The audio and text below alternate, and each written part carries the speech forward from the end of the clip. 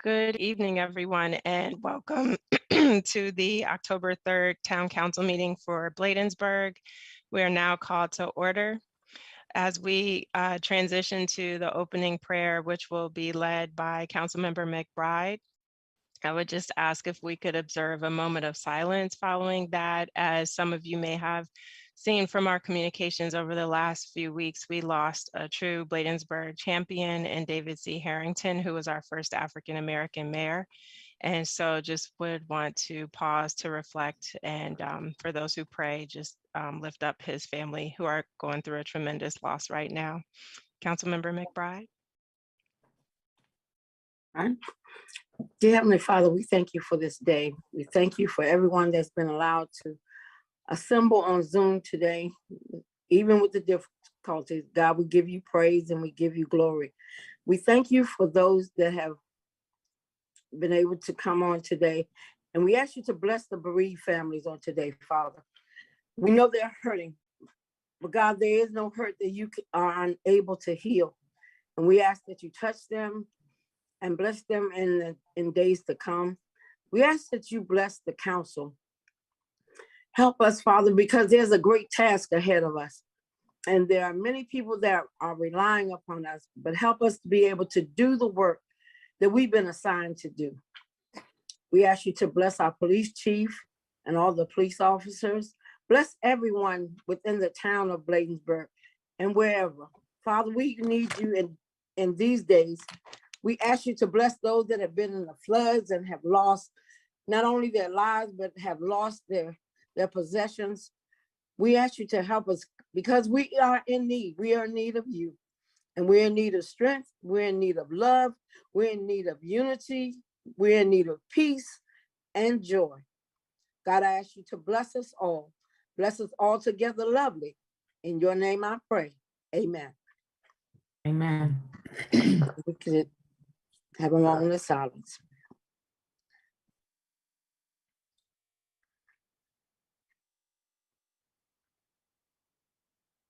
Amen. Thank you for that prayer, Councilmember McBride. Truly appreciate it, and for the observance of a moment of silence. At this time, I'd like to turn it over to Councilmember Brown to lead us in the Pledge of Allegiance. I pledge allegiance to the flag Amen.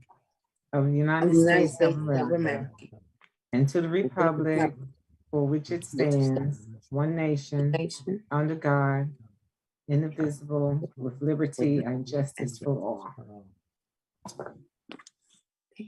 Thank you so much, Councilmember Brown. At this time, I would ask the council for a motion to approve tonight's agenda. So moved. Moved by Councilmember Brown. Is there a second? Yeah. Seconded by Councilmember Rao. Any corrections, edits, or revisions? Hearing none, I'll call for the vote. All in favor, let it be known by the saying of aye. Aye. Any nays? The ayes have it. Thank you. At this time, we are into appearances, and I'm wondering, so there are two individuals who are supposed to join us tonight. Oh, I do see Mr. Sheikh. So Mr. Muhammad Sheikh, who is a proud Bladensburg resident, just happens to work for Maryland National Capital Park and Planning. And he is responsible for community outreach. And so given he lives in our community, it just seemed like a natural opportunity to have him come and talk to us about the wonderful initiatives that they have going on in an effort to educate the residents about what is happening with park and planning programs.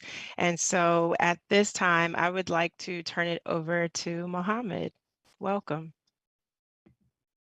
Hello, welcome everyone. I don't have too much to share.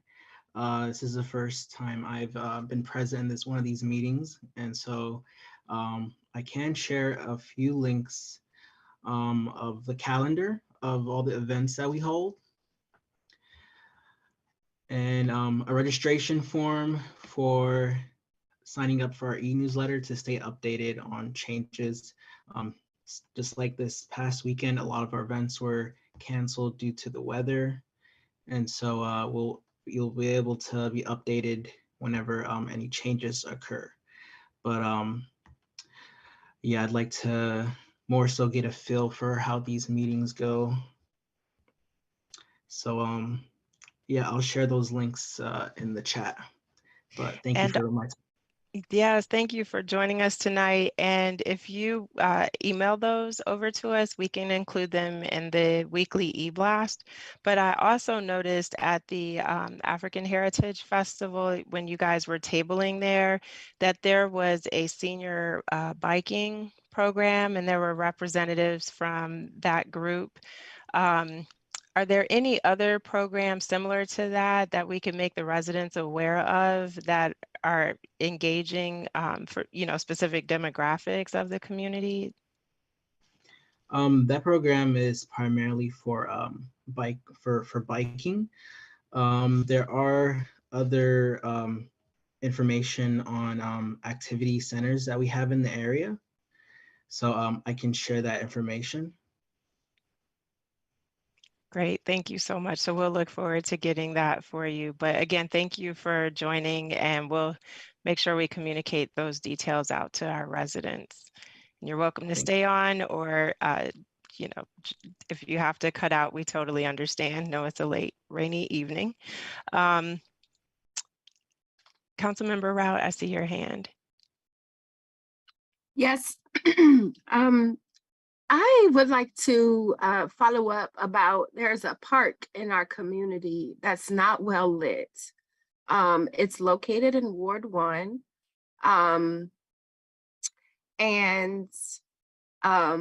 Is there anything that we could do to get some street lights back there? There have been like some violence. Someone actually was murdered in this park.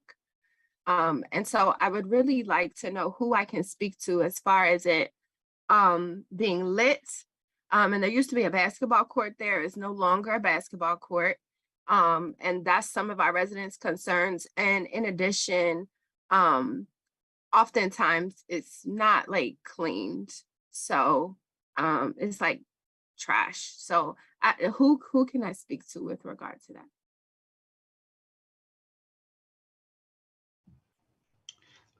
If you get a chance to send me your information, we can talk one-on-one.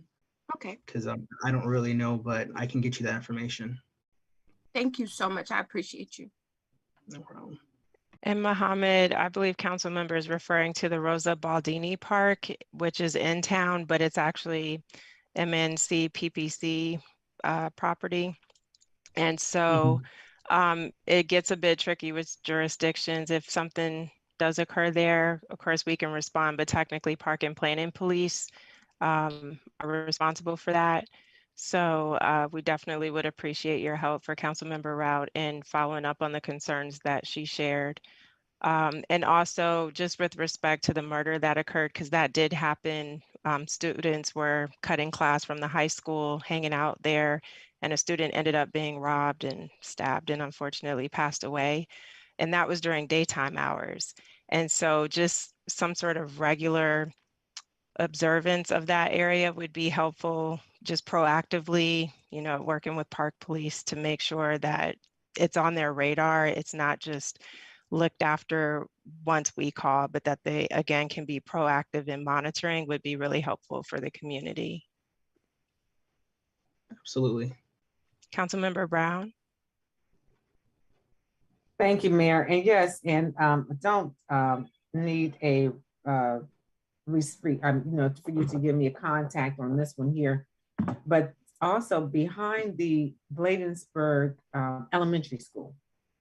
So the field and finding out, who is that Maryland National Capital Park and planning, because I don't think it's not the responsibility of the school, but that field, it's always just riddled with bottles and trash. And I think they used to have a area where they did barbecues and stuff. So it's just, and it is a specific route for our young elementary school students to go to school. So just if we can maybe further the conversation, have someone come out, take a look at take some pictures, whatever, and help to kind of not just remediate that problem, but just the upkeep and to make sure that that route is safe for our elementary school students to travel every day. Okay, I can find out whose job it is to maintain the fields, and I can let them know that that's an issue. Yeah, absolutely. And I really want to kind of sound the alarm, if I may, because like I said, it's a route that our children and then maybe some of us should really take that route to see just the condition and what they have to see as well when our elementary school students are traveling up that little path every day. Now, even today now to go to school, and it's not the pedestrian bridge. That's fine. Get that lighting, turn it back on, but once they cross the street and go up that little road. So thank you so very much. I appreciate it. No problem. Thank you, Councilmember Brown. And did you say it's not Prince George's County Public Schools who owns that stretch right there? Yeah, from my understanding, it's that park back there because it's a park and it's a soccer field, basketball court. And to my understanding, and I don't know if that has changed or not, and maybe Mr. Reinhardt may know, can shed some light, but that the park right behind the Bladensburg Elementary School. It is actually owned by school board maintenance, Prince George's County School Board Maintenance. And they've been working over the last couple of years. They're actually going to come in and raise that building that's back there, but that's just been an ongoing process that they have to find funding to be able to come in and raise it and haul the stuff out. But it is owned by Prince George's County School Board. I'm sorry, when you say raise the building, what do you mean? I mean, tear down that building that's Oh, back. okay. Yeah, because and it's just unsafe. So We Because I can know- certain. Oh, sorry. Go ahead. I'm sorry, Officer Chief Reinhardt. Collison and myself have been working on that project for probably about 2 years now to get that area just basically cleaned up, better lighting. So it's an ongoing project. We're working with school board maintenance to get that taken care of. And Okay. to Councilmember, to Officer Reinhardt's point, it seems like it got worse during the pandemic when school was not in session in terms of becoming a hangout spot. So there have been several emails and calls about it. And we've also brought it to the attention of our school board member. So she's been supportive as well in trying to sound the alarm. So I think we just need to circle back with her and let her know, we need to just keep the progress Take some happening. action. Yeah. Take some action. But as it relates to park and planning, definitely appreciate you, Mr. Sheik, coming on Yes. tonight and sharing information. Councilmember Blunt has a question for you. Okay. I see that you do outreach. Do you come into the buildings with health and wellness programs, or if I wanted a special session or something, do we come to the center? I would be able to bring. Okay. I'd be able to bring information. If you have a certain event or gathering that you'd like me to be present at, you can just shoot me an email. I'll share my email in the chat, and I'll check my schedule, and if it works, I'll be able to attend and share that. Okay. Now, would you be bringing like people from the county to, let's say, I have to, I'm an educator, so I have to educate. If I want someone to come and talk to my seniors about safe sex or anything on that, could you bring someone from the health department to speak, or someone in your department would be able to come and speak to my seniors pertaining to death scams, dating scams, and because I really need that right away. Yeah, if it's a specific request, or a certain topic, I can communicate that with the health and wellness group, Okay. and we can set that up for you. Thank you. No problem. That's really helpful to understand that you can act as the intermediary to help connect us to the right agency to get folks out. So we will be bugging you going forward. Just get ready. Again, thank you for joining us, and definitely welcome you to stay on if you, like you said, want to understand how the council meetings flow, to learn a little bit more about the work that we're doing. But again, appreciate your time tonight. Also on appearances, we had a recognition from one of our local business owners, Eloisa Guzman, who is the godmother of Bladensburg. If you didn't know that, I have to question whether you're really a Bladensburger.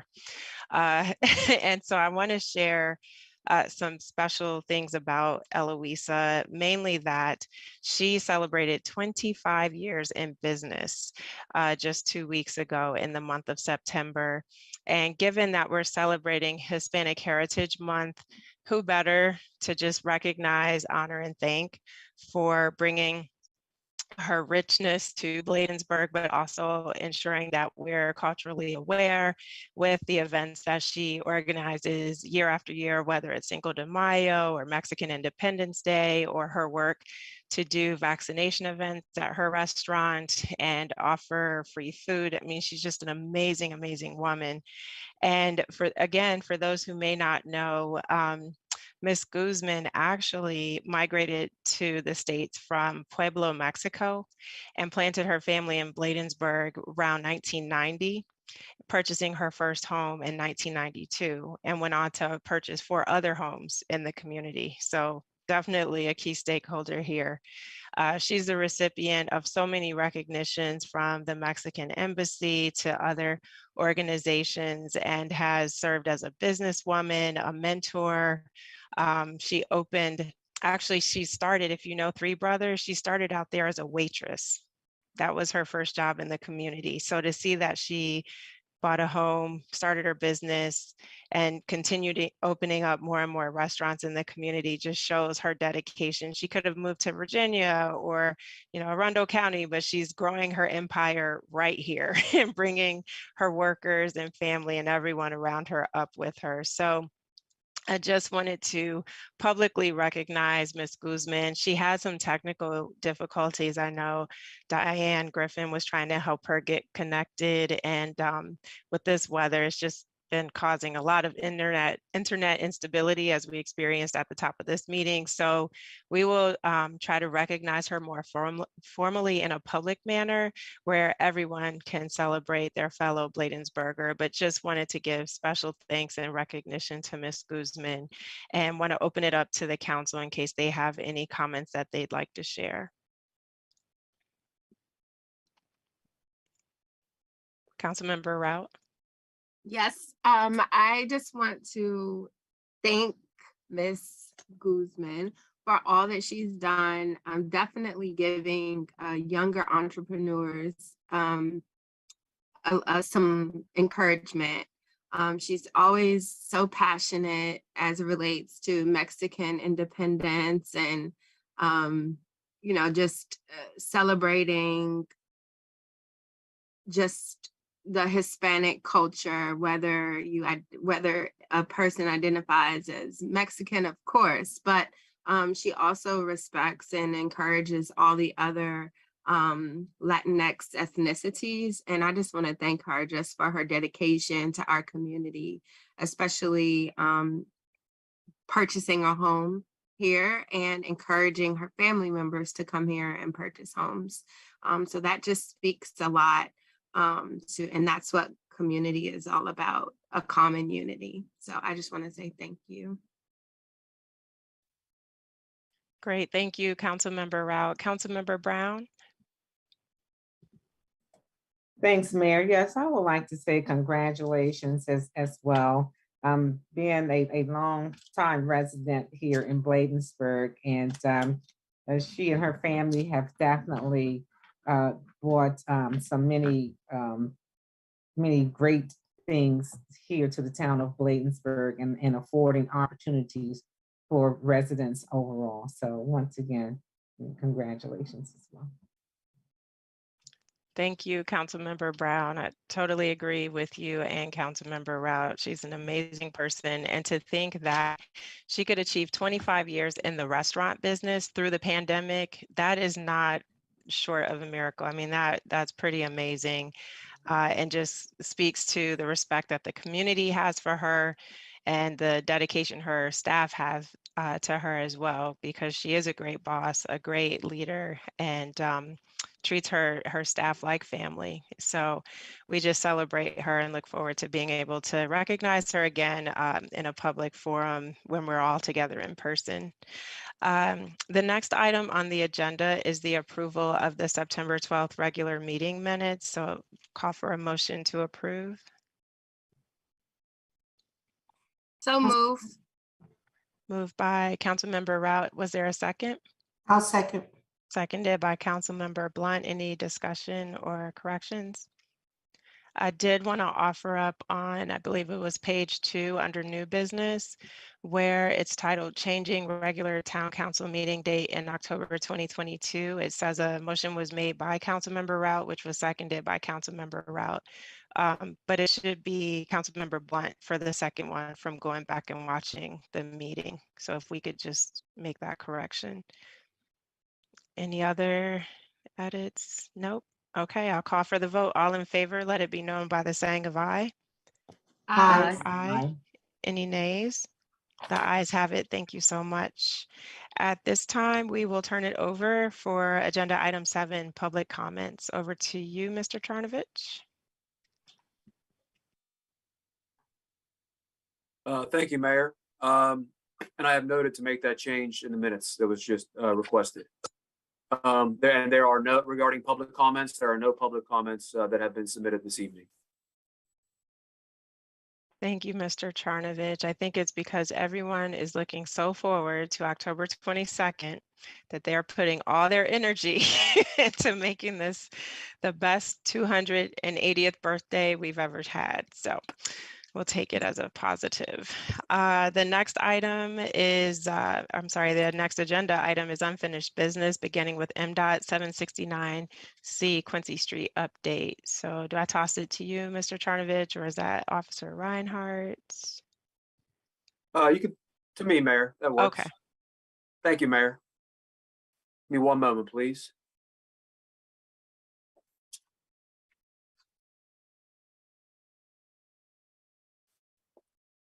So actually, the next 3 items on the agenda for unfinished, A, B, and C, I started something new this month where I provided a written administrative report on these particular items that the council can use and reference. I'll go over what I said for the next 3 items, what's on the paper, so everybody else in the public sees that. But I started this particular document. Hopefully keeps things more concise moving forward, as well as when the eventual town administrator is brought on board. I'm hopeful that it can be used as a tool, organizational tool to help the transition. So for the overall success of the organization, and so he or she knows what else happening in Bladensburg and what all the important things are. There are certainly many more things happening beyond what's a sheet of paper, but it's a good start. So getting beyond that, now that I did my intro on my administrative document. So Quincy Street. So it was requested that we we wanted to get the project done before, I'm sorry, wrong project. Quincy Street is the repurposing of the roadway, the temporary project. So I found out late last week that the Office of Traffic and Safety, their exact quote was, they have approved the temporary repurposing of the road to one way, and they are identifying options to deliver that particular project to the community. The end of our last week was a lot was happening towards the end of our last week here in the business week. So I haven't had an opportunity to talk to them beyond that, but I've learned that they've approved that option within their Division of Traffic and Safety. So I guess next steps will be to talk to them on what exactly that means and what the timing of that will look like. But that's very fresh, hot off the presses. And also they have been trying to, they've been suggesting possible grant options to the town. I would presume for a permanent solution in that particular area. And they've said that they've been willing, they're willing to partner with the town on any grant options we would apply for, whether it's through the state, county, or whoever, federal government level, whatever that could be with DOT, things like that. And I told them we're interested. So we just need to partner and figure out what grant would best fit that area moving forward. I know, Mayor, you mentioned the Safe Routes to Schools program. I know is out there, and how that could be a possible funding opportunity for that area. But that's the update for that particular item.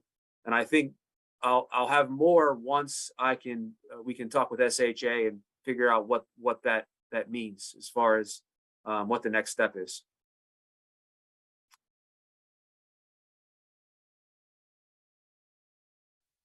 Any questions? Any questions from the council? Or we'll let you keep rolling on to 57th Avenue.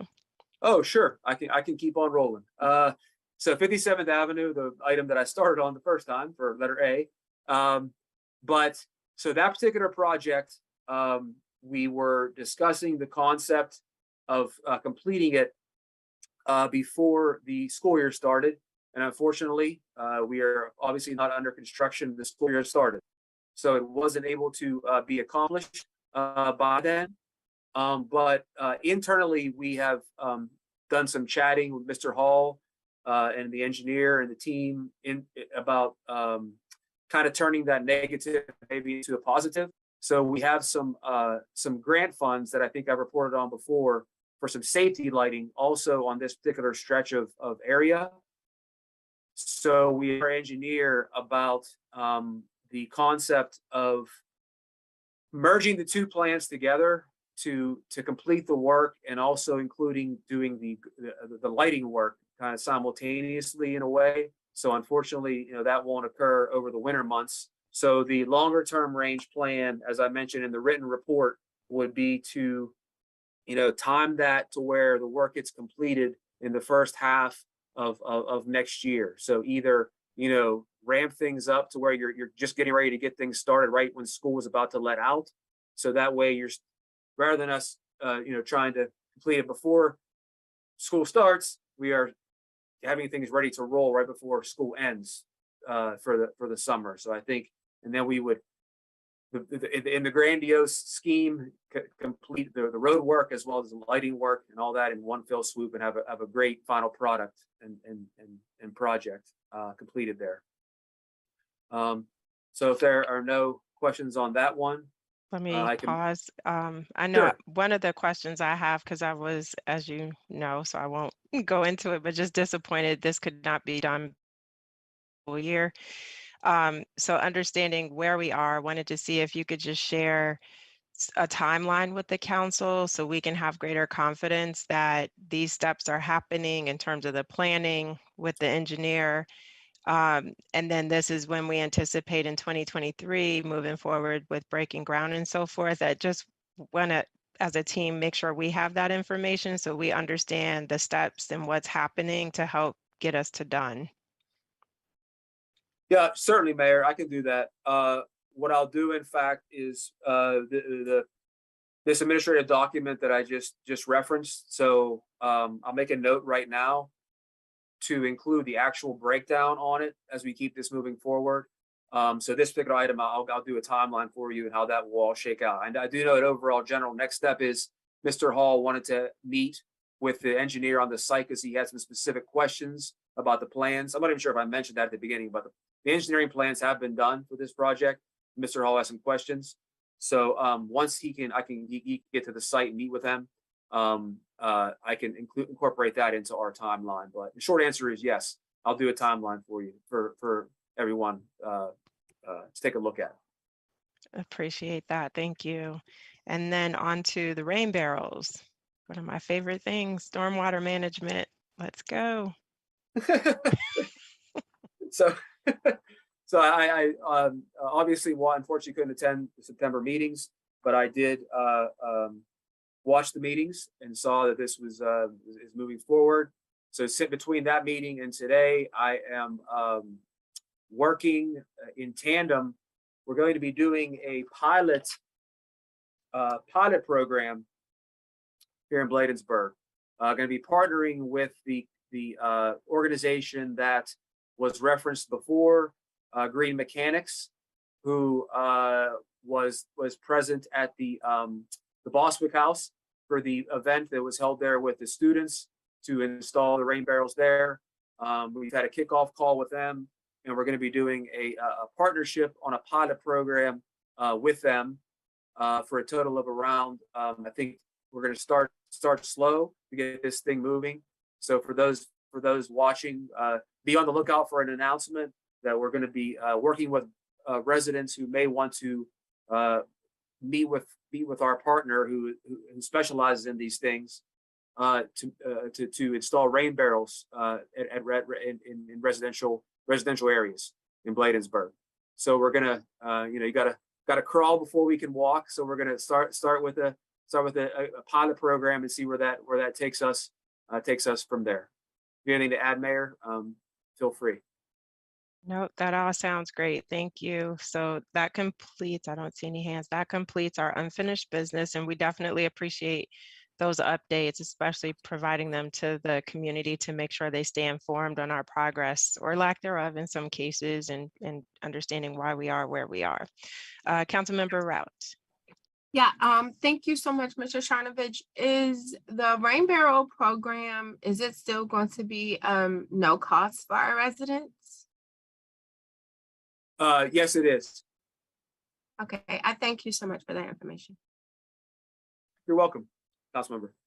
Thank you for that question, Councilmember Rout. So with that, we will move into financial business. And for our ARPA funding update, we're going to turn it over to Mr. Tonelli. I know you're probably thinking we just did this 3 weeks ago, but we have had so much activity, particularly under the rental assistance program. So thank you, residents, for applying and taking advantage of this program. But Mr. Tonelli, we'll turn it over to you. Okay, hey, Rick, can you throw me the screen sharing capabilities, please? What I emailed out today, and sorry it wasn't before that, it's a constant moving target, of course, but our ARPA funding update, and I have a, let's see if I'm up here. It's coming, 1 second.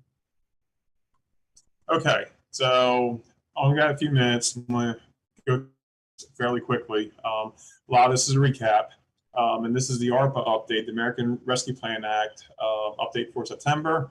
And just a quick recap, 2-minute, why we can streamline services to our residents here in Bladensburg. It's because we are in a qualified census tract. What that means is we are serving residents in a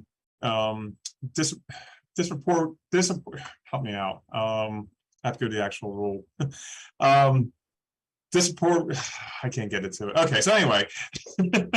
Disproportionately impacted households. Thank you. I was trying to get I'm trying to get all this out quickly, so I stay up in my timeline, Councilmember Brown.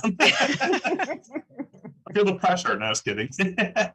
But anyway, we are, and Treasury has streamlined the, we don't have to go through like full income requirements and everything, and cases of hardship that have to be reviewed and documented. Because we are in a qualified census tract, we are allowed to provide these services to individuals here.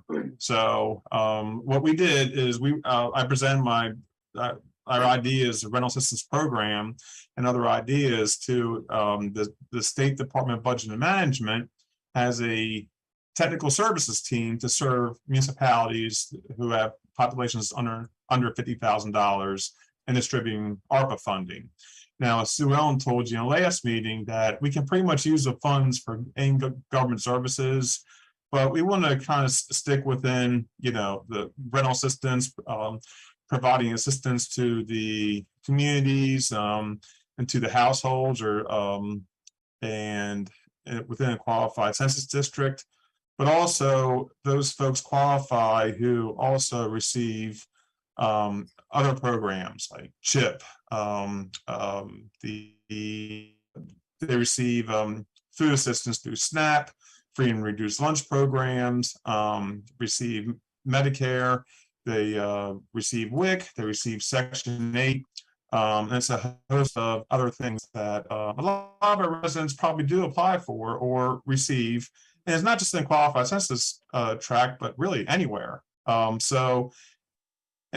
I told them the challenge, and also in here is, and this is the Federal Register rules and regs on this.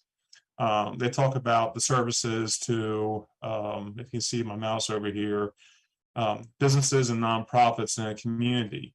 All you have to do is designate that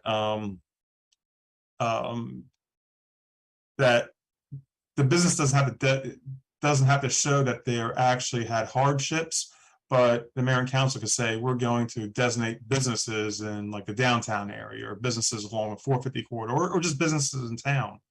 Just as long as that we say that. It says the recipient will not need to demonstrate that each business served experienced its own negative economic impact. So that was a call I was on last week. I thought that was very interesting to hear that.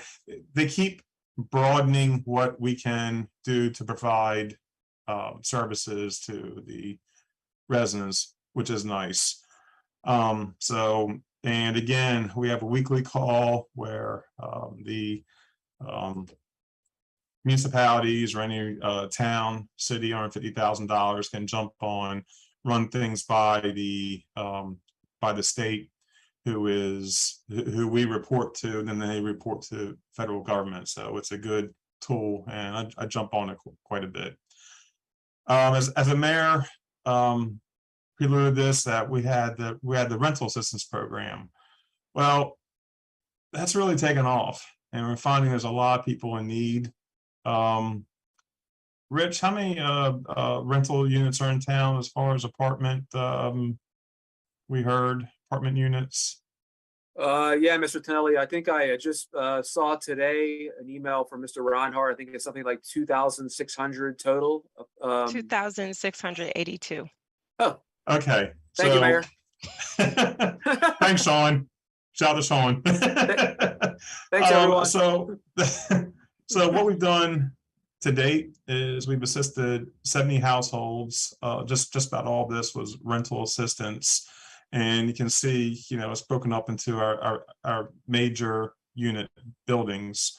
The average award has been $3,850. And we've been focusing on folks that were really over 2 months in arrears, but we've been seeing a lot of applications that people are, just weeks behind. And we didn't say that we were putting them aside, but we just haven't put them in the queue yet. And I posed that question to the state last week, and they said, those are people struggling with rent. If they're not making their rent payment on time, they are taken away from other things. They're taken away from buying food, from buying necessities, from paying their utilities. So they said you should be looking at those that are within like just a week or two behind as people that are 2 months in arrears, because they are going to be the next ones that are going to fall. It doesn't take, she said, it's not going to take any time. And what they also suggested, which I'll get to you, Councilmember Brown, in a second, is to also look forward thinking too, that people are 2 months in arrears. Just getting them caught up is not going to get them caught up. You need to think about a month or two ahead to advance that, just to get the people back on their feet, which is a major financial burden. But here's the other thing. Okay, so we've assisted 70 households right now. We have, I kind of lost count today, because I know we have at least a dozen, 15 more in the queue at least, and they keep coming in, and it's in tens and tens of thousands of dollars right now that are in the queue that people are calling every day. And it's heartbreaking, so it's, but we've gone through quite a bit, and can see where we are in our ARPA dashboard. So I'm sorry. Do you all see this, the dashboard? Yes, we Did I can lose the see it. screen? Nope, Okay, we I can lost- still see it. You might just want to Okay. make it a tad bit bigger because the bottom row is There it closed. goes. There we Okay. go. Kind of Okay. small there. Thank you. Is that better? Okay. Yeah, that's much better. Okay. So you can see that we have, and this is what's been paid out and then the queue to be paid. And we are, and it's just, it keeps, and we have a stack like this much more that we're processing right now, and people are calling every day. Again, we've only assisted 70, but what's happened here too is all of us are involved in this. I mean, the whole front office staff, it's, you know, it's been, Rich, I'm gonna pass on to you. I think you got your hand up.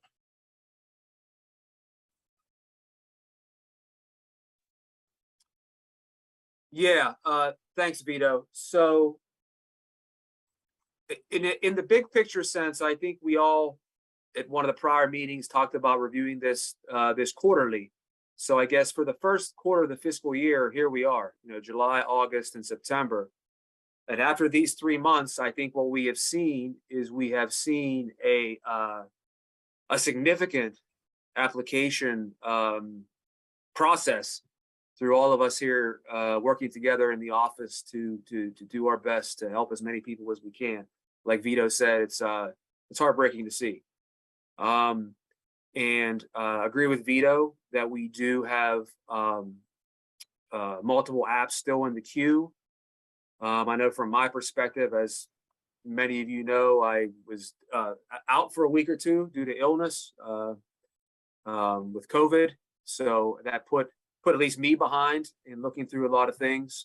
So getting back on track with all of those.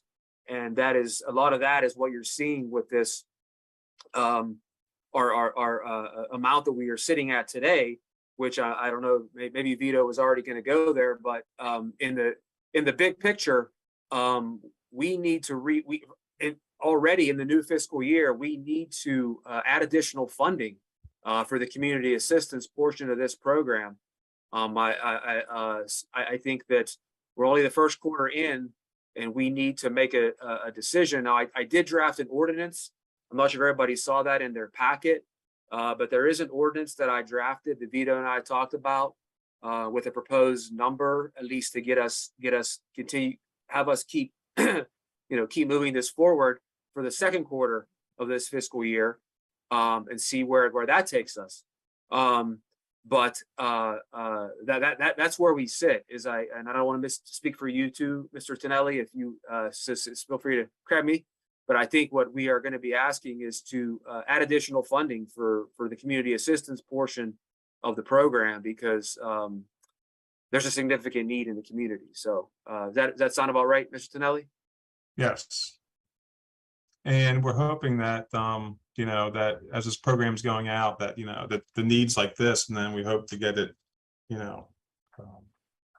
it's going to start going down when we get folks caught up.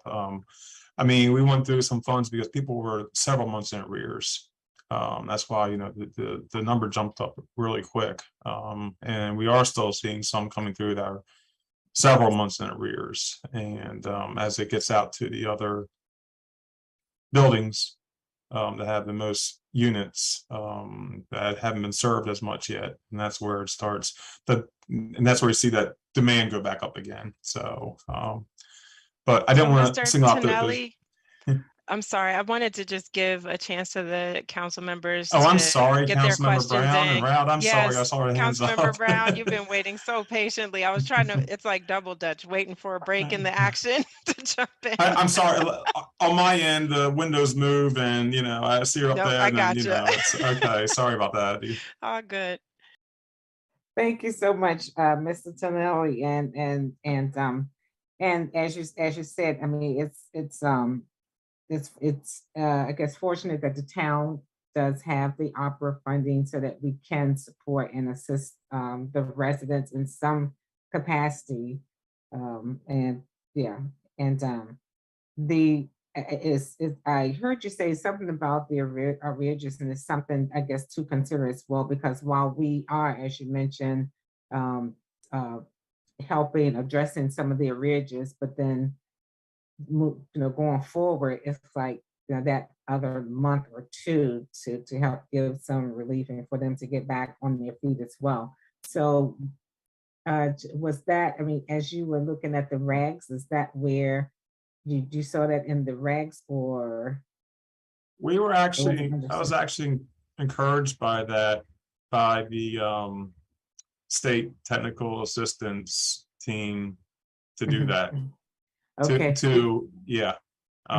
Because I didn't think about that. And then that's why I like jumping on these phone calls. But yeah, I know that opens up more funding that the program would need, but that's under their recommendation.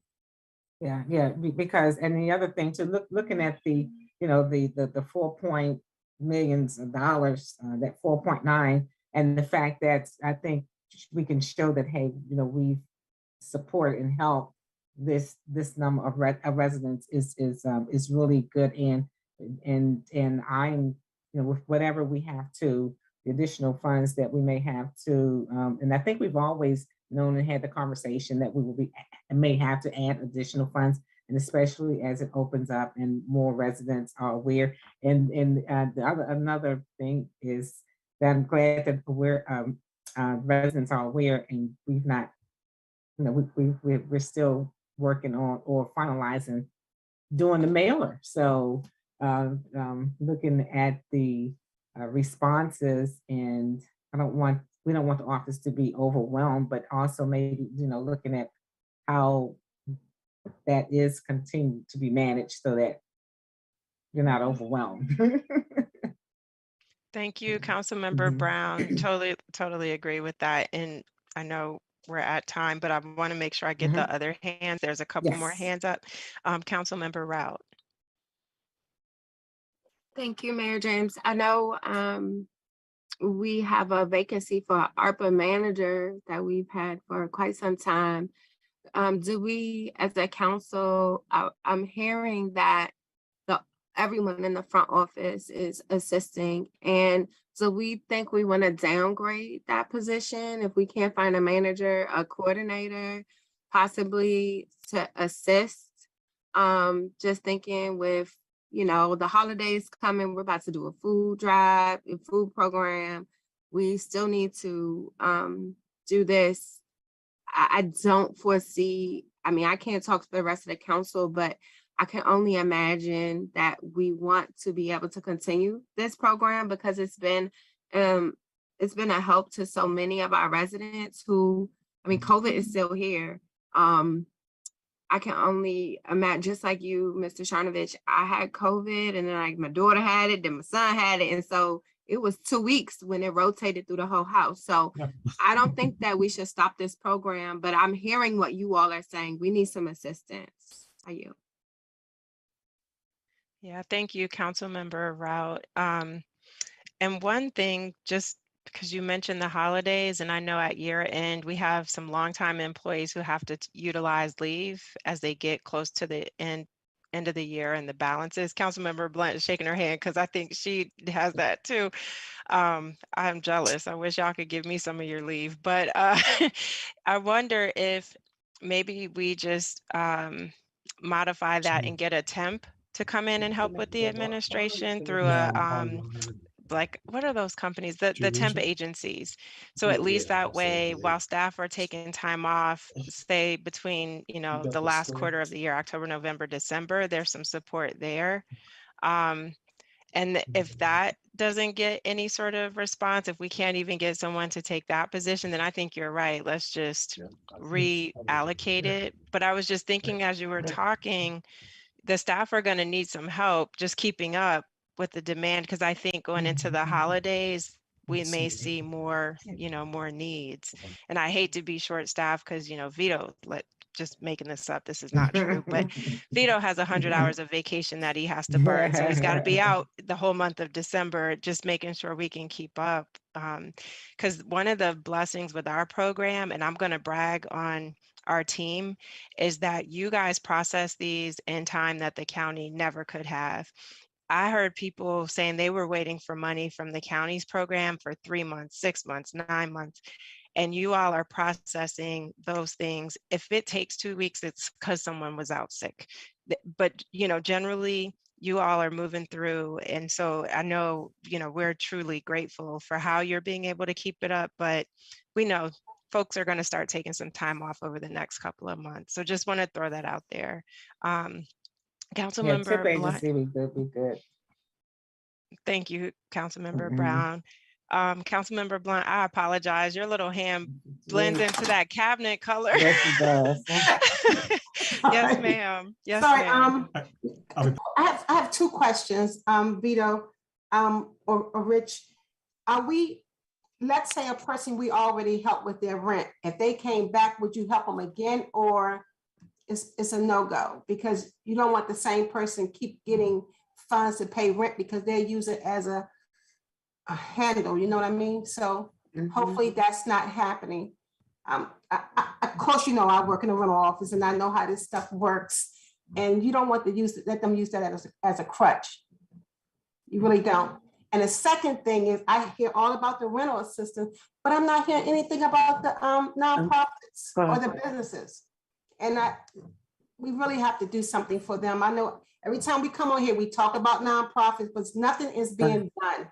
I'm not hearing nothing go to them. I'm not hearing anything allocated to them. I'm not hearing anything about nonprofits. I think it's really unfair that they're being overlooked for whatever reason. If you need someone to be on that team, I'm willing to be on that team. But we have to come up with some figures that we can support the nonprofits and the business. Yeah, the business. And Councilmember Blunt, I know we haven't moved on it quickly. I think one of the things is just administratively, if we had that grants manager, then from that meeting, we could have had the application put together, the criteria, and push that out to all the businesses. But we have 5 people in our front office, and COVID impacted a month and a half of, you know, staffing. And so that's why I was thinking, if we get a temp that can really help, they can be the implementer, getting that application updated, being responsible for getting it out, following up, calling, did you get the email I sent with the relief for the town of Bladensburg? Do you have any questions? We just need that extra set of hands that can help facilitate that. So you're right, we haven't moved fast enough as we would hope, but it's not for a lack of desire, it's just a lack of human resources in that front office. And when you're trying to do your job, plus the applications coming in, it is a lot. Because I'll tell you, I've been there and seen them following up with people because you put in your application, but you didn't show proof of residency, and calling and being put on hold, trying to get somebody to, you know, come to the phone. It's like, oh, give me 1 second, let me grab Miss Brown. And then, you know, they spend so much time.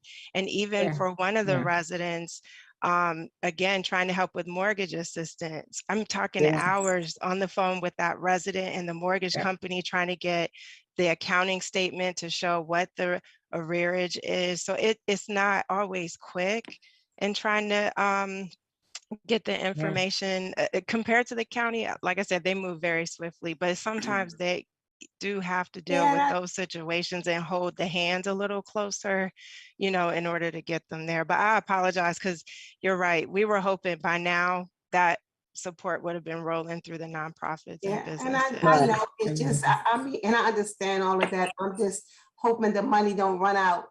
And then, I mean, I'm just saying, we're actually spending money for a project coming. We put $10,000 or $15,000 there, and they still been, as we think of new things and we put the money there, they're being overlooked. I'm sorry, but that's just my mindset. But I understand what you're saying. No, but Councilmember, don't forget, you tonight said you would support 2 of our really good nonprofits with support. So that's you know, it's a step in the right direction. Again, I know it's not everything, but it's a step, you know, trying to get there to get those resources out. But I know you're going to hit us over the head every time we come to this meeting and we don't have an update on businesses, and we respect it.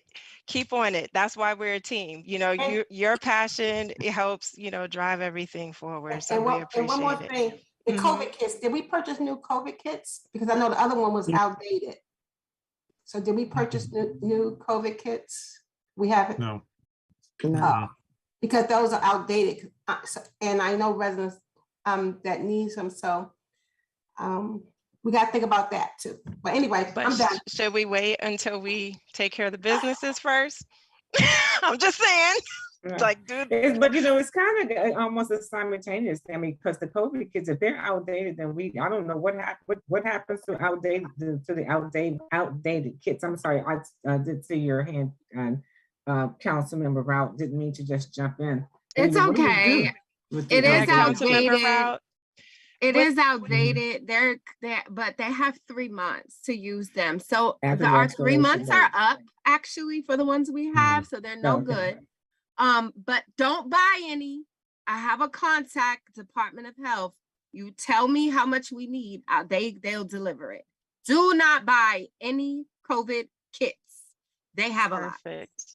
And I'm hearing the county has a good supply if we need them too. So that way we don't, you know, draw down all your resources, because you may need that go-to for something else. But if we split it, I think we can get what we need, because they're not as in demand as they were when they first were released. So thank you for that resource. And they have masks as well. They Oh. have masks too. So do not buy any. How soon can we get some? Because we don't have any. Like, how soon do you need them? I can fill the form out tonight, tomorrow, whatever. I mean, Tomorrow. It works. It works. They're very fast. Yes, tomorrow. You know, okay, go ahead. So it sounds like there's support for right. So, Mr. Tonelli, thank you for the funding update. And again, touching on what Councilmember Blunt brought up, I did share with the council a proposal to work with a couple of our nonprofits to provide food assistance to residents for the Thanksgiving holiday. And so under the ARPA update, want to make sure that we, once we get through the ordinance, we also address moving forward with that, because it is over $10,000. And again, it is under the food assistance that the council approved. The total amount for that line item was $20,000 and the proposal is about $12,000. So Mr. Tonelli, do you want to, or Mr. Charnovich, do you want to first open it up for council feedback just on the amount that you're proposing that we do the budget amendment for? I see from the draft ordinance, it's proposing moving $300,000 over. So to the council, want to just get your input on that. I think one, it helps us because what was it? Was it 50,000 we put toward business relief and nonprofits? So perhaps this is another opportunity to pull from this 300 so the majority can go to the housing relief, but we also put some of this, to Councilmember Blunt's point, toward the business assistance and nonprofit assistance. So council, does 300,000 sound too high, just right, too little? Thumbs up. I think it sounds too little, but just right, you know, not just high for now, just for now. Yeah. Yeah, because and Councilman Blunt, you and I, we can you know, talk a little and iron a little bit more things out in terms of the businesses, because Mr. Reinhardt, I think you said, were there 158, 168 businesses in Bladensburg? Where'd you go? Sorry, I cut the video off and hit 179. 179 businesses in there. So thank you. So Councilman Blunt, let's talk, you know, about some things, because that is 179 businesses, and what does that look like? And we can bring something back to the council. But no, to answer your question, I do not think 300,000 is too much. Okay, and then Councilmember Brown, similar to the postcard mailer Mhm. that Yes. you work with Mr. Jeffries on. Would you and Councilmember Blunt be willing to do something like that for the nonprofit so we could do a targeted mailing and to the businesses in the Yes. community? Mhm. Okay, Yes. that sounds good. Councilmember Blunt? Okay, all right. Mr. I don't know whose hand was up first. I'll pick one. Mr. Tonelli. The our next reporting is through March 31st, and it'd be 300,000. Rich and I talked. I mean, that was coming Councilmember Brown's point. I think it's a good starting point, but I have a feeling we'll be coming back again to you maybe after the next quarterly update. We can see where we are and everything, and see where the need is. Again, we only help 70 households out of, so it's just something to think about. Thankful that the residents are thankful that you're considering expanding the program, obviously, but just something to think about long term too. It's just going through all this, I don't want to say it's a drop in the bucket, but it's a lot of need is all I'm saying. So it'll go to very good needs, what I'm saying. So Thank you for that, Mr. Tonelli. Mr. Charnovich?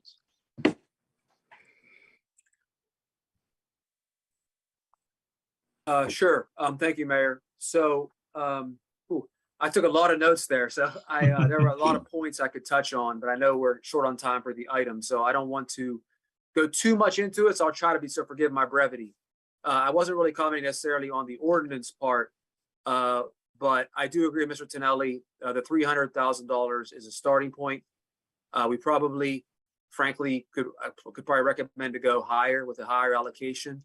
But like if we're going to review this quarterly or even sooner, we definitely wanted to get something before the council tonight, with our next meeting not being till November 14th. So wanted to do that. That was that. And then a couple other points. So I did actually have 2 phone calls with the temp agency in the early part of September about this exact concept. So I want everybody to be aware of this. And then I contracted COVID. So that unfortunately that threw a major wrench into my thoughts. But I did not get a chance to even talk to Mr. Tonelli about this. So it's cat's out of the bag, Vito. So this has been on the radar, that I can see how frankly our office staff is all coming together for this program. It's been great to see. Everybody's been helping, contributing what we need to do to help people that need help. So that's great, but we do need extra assistance, and I have started to look into that. I was chatting with the company about what they need in relation to this program and how that would gel with Ms. Davies' role and everybody's role, and how this would all shake out. And I do plan to resurrect that during the first half of this month to get that kind of moving forward. And that would entail the concept of what we just discussed with also the nonprofit sector and things of that nature. I did find, I think I told Mr. Tonelli this briefly, but we've been, I hate to use the word overrun, but the response with the rental assistance has been huge, and it just has. And we've dedicated a lot of time and energy for that particular part of the program. But I did find a good benchmarking application from a local jurisdiction. I think it might be in Georgia or somewhere, where they're using Arpa funding there for business assistance. And it's a relatively simple application that keeps things, very simple, outlines that you need to be a business within the borders of Bladensburg. So my point is, I found a great application to get us started for the business program, but it's just, and as Mayor James talked about too, it's just one of those things where we're getting moving, but then we just kind of got to a bit of a halt for various reasons in the office. But I'm hopeful that, oh, there it is. Thank you, Mr. Tonelli. So I know I said I'd be brief, and I'm never brief, but there are a few of those irons that are already in the fire, and know that a lot of those points are being actively worked on. And Councilmember Blunt, I took a note about your question you asked, and I want to make sure I got it answered regarding the one-time assistance. So the current policy right now is that we are providing one-time assistance to the resident. Because you raise a good point. Just in a general sense, this is resident A. Let's call somebody resident A out there. This person could, in theory, apply every single month, and that is not my personal vision of how this program was necessary to work. Mr. Tonelli was just expressing about paying forward and things like that with his calls, and that wasn't we really didn't initially envision that, but I know where those are possible ideas in the future to figure out. But to answer your question directly, Councilmember Blunt, it is currently a one-time assistance payment. So hopefully I touched on those items, not briefly. Sorry about that. Thank you, Mayor. All right, thank you. So it is 8:14 and we are well past the 10-minute mark. So with that, Mr. Charnovich, do you want to go ahead and read the draft ordinance for first reading? Thank you, Mayor. I can do that.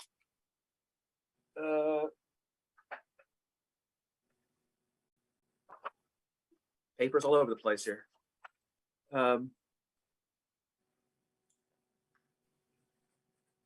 So we have an ordinance 1 of fiscal year 2023, which would be a fiscal year 2023 budget amendment. And it is an ordinance to amend the operating budget of the town of Bladensburg, Maryland for the fiscal year 2023, July 1, 2022 through June 30, 2023. Whereas the town administrator of the town of Bladensburg has made a recommendation to the mayor and town council to amend the FY23 budget to reallocate funds as part of this fiscal year. And whereas the mayor and town council of the town of Bladensburg have determined that it is in the best interest of the town to pass this as a budget amendment ordinance at the November 14th, 2022 next town council meeting next month.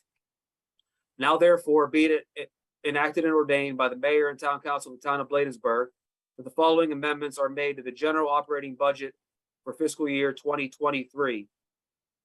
Increase community initiatives, $300,000 for ARPA expenditures.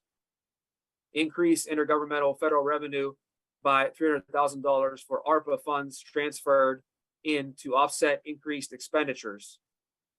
And be it further resolved and enacted that upon passage of this ordinance shall be authenticated by the signature of the mayor and town clerk and shall be recorded in a book kept for that purpose.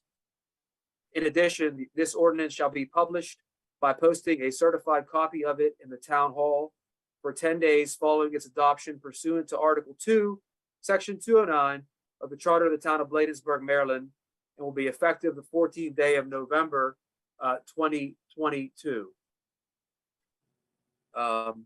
That is the first reading of our budget amendment ordinance. Thank you, Mayor. Great, thank you, Mr. Charnovich, for that update. Definitely appreciate it. And thank you to everyone who contributed to the discussion and the ideas there. Similarly related, under the ARPA funding update, we discussed in the work session supporting, as I mentioned before, food assistance for NOW Foundation, No Opportunity Wasted, as well as Victory Grace Center for an annual Thanksgiving distribution. We did get permission from Bladensburg High School to host the event there. And the idea is we would be able to fund Thanksgiving dinners for 400 families in our community. And for those who may not be familiar, VGC has been serving throughout the pandemic with Stand Up and Deliver at the Port Towns Elementary School. Initially, it was weekly, and then it backed off to every other month. That was in partnership with the county executive's office, but the annual Thanksgiving drive is something that they've been doing in our community since 2015. So they have a solid infrastructure of volunteers and relationships with vendors to make the securing of the materials very easy. They have the storage warehouse where they can begin shopping and storing everything until the day of the event, which is proposed for November 19th, the Saturday before Thanksgiving. And so the amount that would be needed is $12,208 to purchase, again, meals for 400 families. So turkeys, cranberry sauce, cake mix, 2 boxes of Jiffy stuffing, 2 cans of corn, 2 cans of green beans, 2 cans of black beans, rice, gravy, and mashed potatoes, and the stovetop stuffing mix. So again, priced out, it's about $30-ish per family. And so would love to be able to support them with the food assistance that the council voted to allocate money towards as we were talking about COVID relief going into the budget planning cycle for FY 2023. So Councilmember Rout did propose that we consider an administrative fee for either both nonprofits or the main one who's dealing with the purchasing and picking up and offloading and onloading the items, just to help cover the cost of renting a truck and gas and so forth. So council member, I just correct anything that I said or anything that you want to add there. And also if there's a specific amount, and I'll incorporate that into the motion as well. I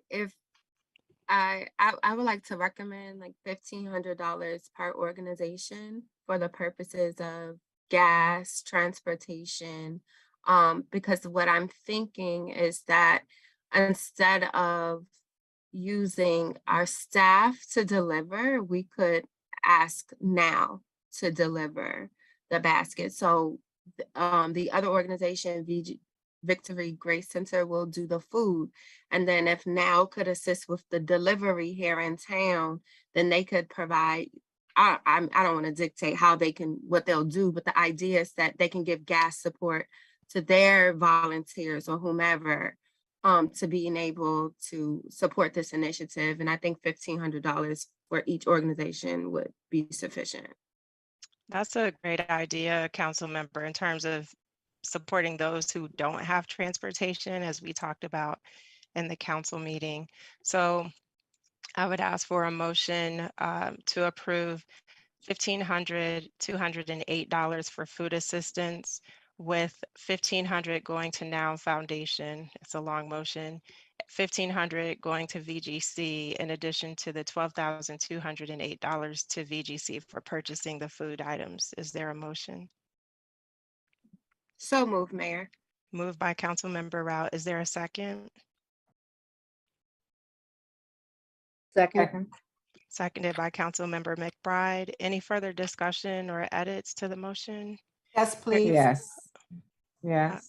Oh. I support the administrative fee, but looking at the level of effort. So I'm not sure how, with the level of efforts being a little different, how that constitutes both receiving the same amount.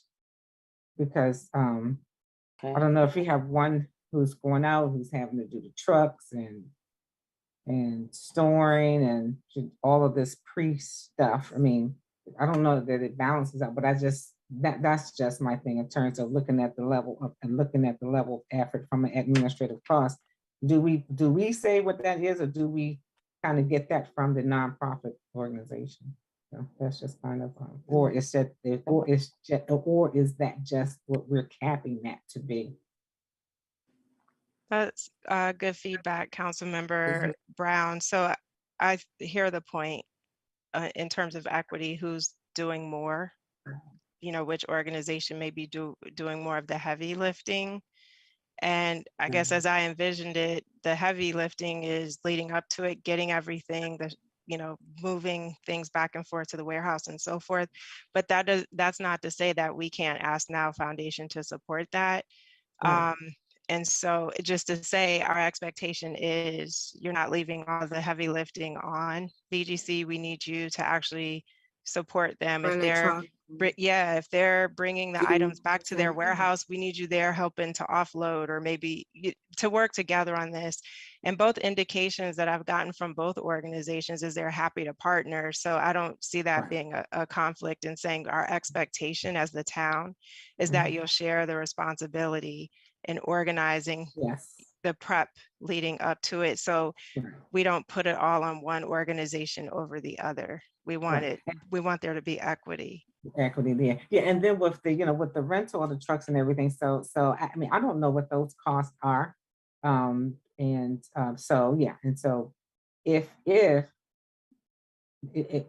that's cost, if that administrative cost, it has to go up a little bit for that initial work, are we open to that? I would just say let's cap it there because from VGC's estimate, the most expensive truck, which is the refrigerated one, would be 600. But I would also say perhaps we can say we will reimburse you for administrative costs. If you provide documentation, then we will give that back to you up to this amount, provided you offer receipts. I mean, but Councilmember Rout, it's your motion. So would you be comfortable with that we're authorizing an administrative fee up to the $1,500, provided that they provide sufficient documentation? Or would you just say flat $1,500? So I don't know what, I haven't seen their like IRS documents or anything like that. I don't know what they bring in or, get out. Is it for community-based organizations that truly work in the community, even to upfront $1,500 may be a hardship. Nonprofits are not in it to make money or win as it relates to, they're not for profit. So I would strongly just think that we create what our asks is. I don't want to dictate what that looks like. So if it's X amount of volunteers, this is what we expect for you all to be able to preload these trucks and get it done. I just think $1,500 is fair for both entities, as long as we make it equitable. I mean, we can shape what that looks like. Thank you for that, Councilmember Rout. I think those are all fair points. Councilmember Blunt. You left off the candy yams and the mac and cheese. Yeah. Now, if you want to prepare them. Yeah. That is too funny. That's what you raised your hand for? You raised your hand for that one? Okay. So, okay, so the motion is on the floor, but I just want to make sure we're on the same page. So would Councilmember Brown, based on what Councilmember Rout just shared, sorry, my little light fell. Would you be comfortable just doing the flat rate to both organizations for them? And like you said, we lay out, this is what we're asking in terms of expectations for volunteers, for delivering the food, all these things, just lay it out. And if they agree to do that, then they will receive that administrative fee. $1,500 is truly not a lot of money when you look at gas money, procuring things. Yeah. Right. So a $600 truck that they may have to rent. We may have to get 2 of those. So one for here, one for exactly. That's not a lot. Yeah, that's what I'm saying. So that's what I think when you said, Mayor, to at least, put a little amendment or addendum there to say that, if I don't know if they go over that $1,500 and they can show, show us where, they incur even more additional costs that we're up to, $2,500, or whatever that amount is. But yeah. I mean, that's kind of the point I was kind of like, at least, trying to see where we can give them a little more window there if that administrative cost is a little more than that. That's got it. Okay. Any other concerns? Are we all good with what was stated so far? Okay, so it sounds like we're on the same page with the motion and agreeing that we'll add the asterisk to the communication that if administrative costs are above the 1,500 up to, I think I heard 2,000 or 2,500. 2,500. That additional requests for those fundings will need to be accompanied by receipts or just some statement of accounting. Yes. All right, all hearts and minds clear. We ready for the vote? All in favor, let it be known by saying of aye. Aye. Any nays? The ayes have it. Thank you all so much. And to the residents. I look forward to being there to be a blessing to you all with the council and our partners for this event. Because my back broke last year. I didn't tell y'all, my back was broke.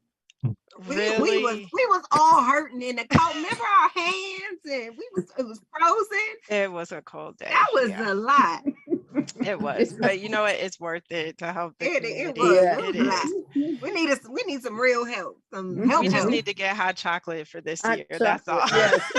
With marshmallows. Yes, with marshmallows. All Hey, right. Chief, So, where's Lucky? Where's Rocky? so I'm gonna keep support dog. order and keep moving through because it's already 8:30. We spent probably 40 minutes That's on a 'cause everybody 10-minute keeps agenda talking. item. Keep So talking. at Hey, this Mayor. time, Mayor, sorry. I'm sorry. I need like 30 more seconds real quick. I got last slide of an ARPA thing. I just want to make the Shoot, I'm council sorry. aware. I'm sorry. It's okay. Can we just Hey, read it later, or is it critical for tonight? Because it's 8:30 tonight. Okay. Last slide. Real quick.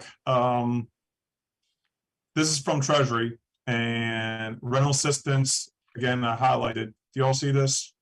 This email from Treasury.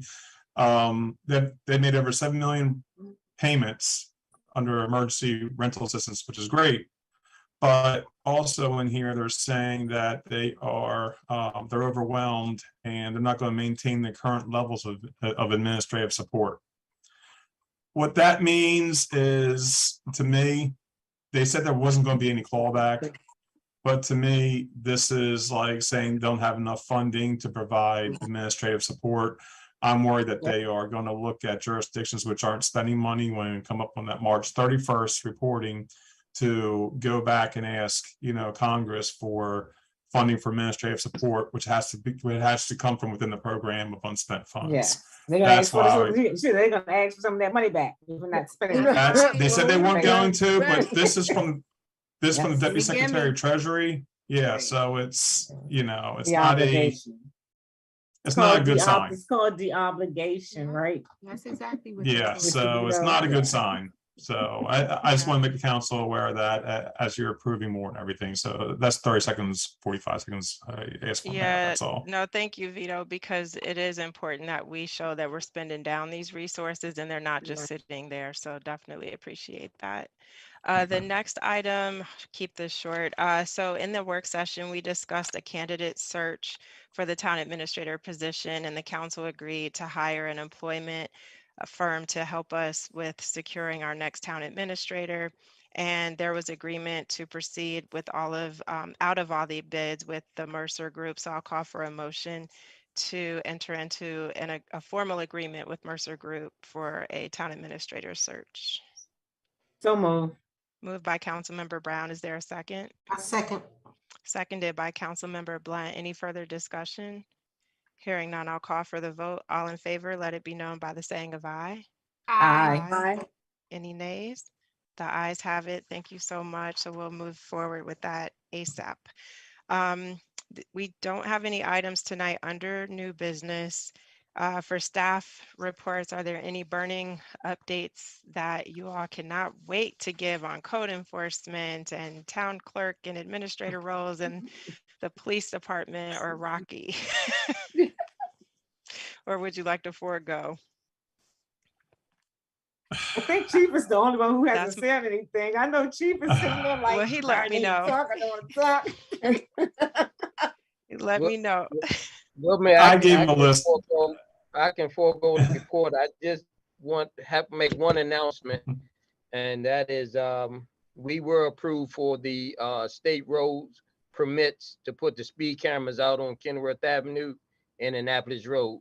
So we've been working diligently. We got it done. I gotta give credit to Corporal Harris, who's really been elbow deep in getting this speed camera program moving forward with me. So that is wonderful. Chief. That's great. Put that thing right by the public playhouse. I'm sorry, Council. Right by the public playhouse. So the that's a hot spot right there. the big concern is with people speeding as children are walking along there to school. And so I know Yeah. some people feel like it's all about the money, but it truly is to No. keep these kids safe. We have elementary school kids who are trying to cross Annapolis Road, and it's Yeah. sometimes like playing chicken, even when they have the sign to walk. Right So away. Yes. yeah, so Chief, we really look forward to those moving, and really thank you Keeping for the your residents leadership, safe, because it's period. not easy to deal with that whole permitting process with State Highway Administration, and it's a lengthy process. So I really appreciate you working with our Yeah. vendor and everyone involved to move it along. Are there any other staff reports? Mr. Charnovich, I see your hand.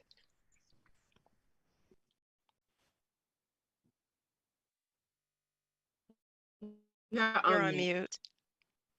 Thank you. Sorry about that. I do want to say two quick things on a personal level. I know we're getting late. So the first thing is I wanted to publicly say thank you while I was battling my sickness during the month of September. I just want to say thank you to all the kindness I received from all those who reached out to me, Mayor James and anyone else who I heard from while I was out. I really appreciate that. That certainly doesn't go unnoticed when you're working for an organization.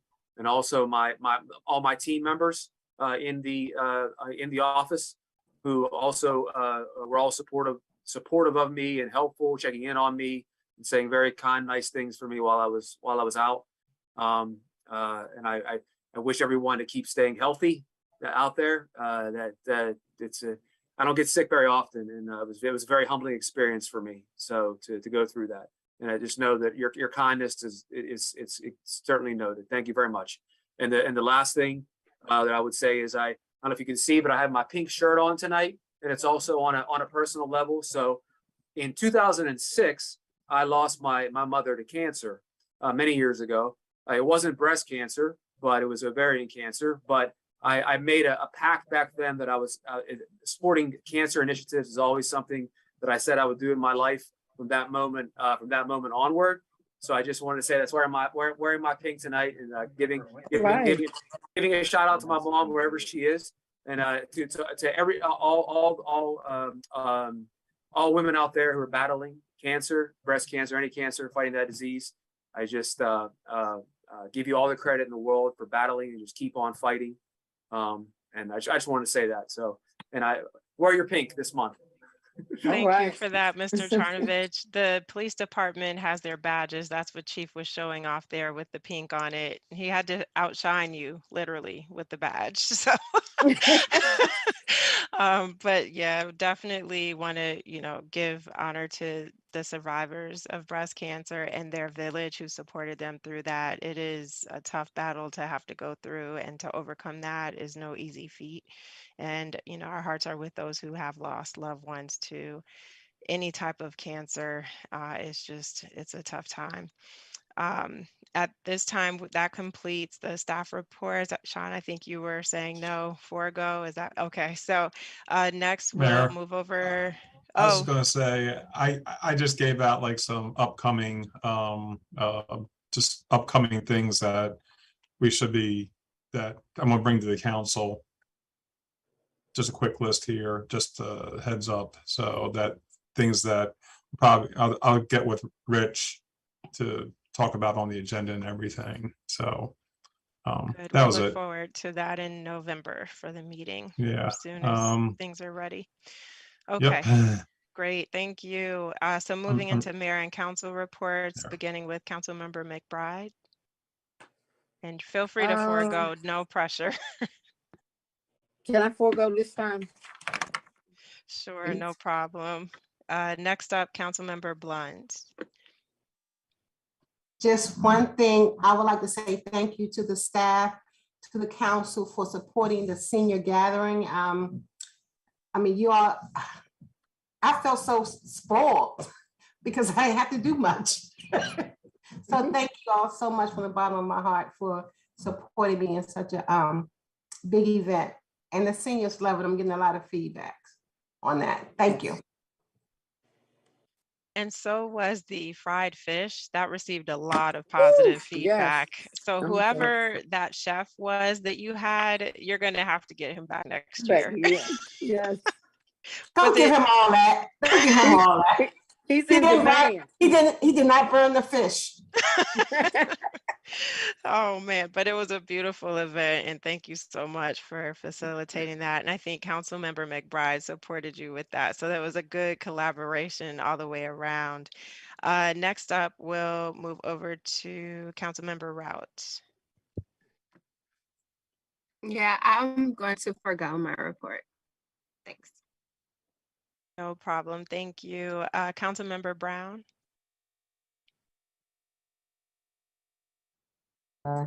Yeah, just once again, just condolences go out to David Harrington and his family. He was a staple in the community. And also hearts go out to all of who are affected by the Ian hurricane. And but I will go and yield back the rest of my time. Thank you so much, Councilmember Brown, for your thoughts and prayers for former Mayor Harrington, former councilman, and former Senator Harrington. Like you said, he was definitely a staple, and that loss is tremendous. On that note, I do want to just thank the entire council and the staff for your support going through that loss. As you know, David was a very close friend of our family and mentor in many ways for me and Walter. And so that was an emotional time, but thank you all for the conversations. Councilmember Rout that morning, thank you for talking me through. But the way that you all stepped up and honored him on Friday with the processional and his family, and then opening up for the repast for his family, just to have that private time together right there at Town Hall, and then for them to be able to go out to the park. Some were taking pictures by his sign. It was just an emotional day, but in a very uplifting way. To celebrate his life. And so again, thank you all. Thank you to all the officers and code enforcement, all the administrative staff who really just rolled up their sleeves and jumped in. Obviously, no one plans for that. It came as a shock to all of us, but you all were absolutely amazing. And I know everyone couldn't make it to the service, but for those of you who were able to be there, we're grateful for you. And for those who weren't, you were there in spirit if you weren't there physically. And so we appreciate that as well.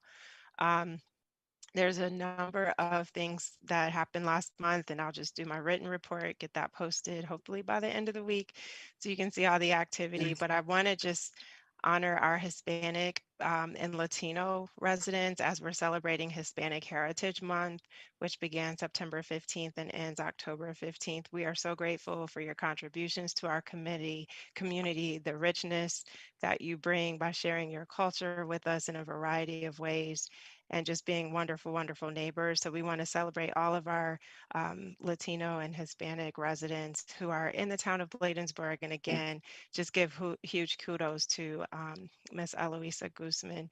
As some folks have mentioned already, October is a big month. You have breast cancer awareness, you have domestic violence awareness, you also have bully prevention. There's so many things happening. And so just any opportunities we can to further those initiatives, please take advantage of those opportunities. But I would be remiss if I did not ask every single person on the call tonight or who watches it in the next few weeks, do not miss our 280th anniversary celebration. So much effort is going into this to really celebrate our wonderful community. And Bladensburgers, you have to be there with us or it won't be a party. So I really hope to see you October 22nd from 3 to 7 p.m. at the Bladensburg Waterfront Park. I promise if you enjoyed the fireworks, this will be even better. We are going to put on a spectacle for you guys.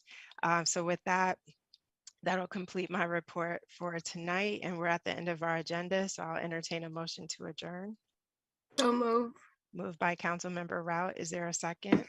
I'll second. Seconded by Councilmember Blunt. Any discussion or corrections, Councilmember Brown? Or jokes? Hearing none, I'll call for the vote. All in favor, let it be known by the saying of aye. Aye. Aye. Any nays? The ayes have it. We're adjourned. Good night, everybody, and thank you so much. Be safe. May I won't disappoint you the next time. Okay.